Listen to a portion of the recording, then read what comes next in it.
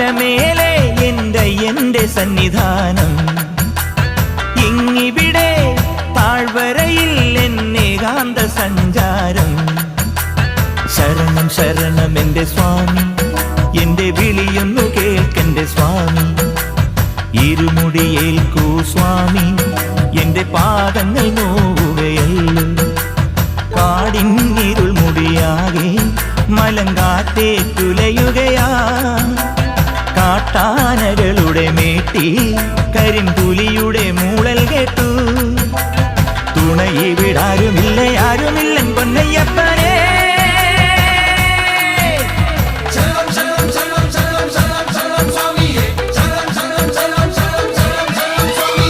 അങ്ങകലെ മലമേലെ എന്റെ സന്നിധാനം,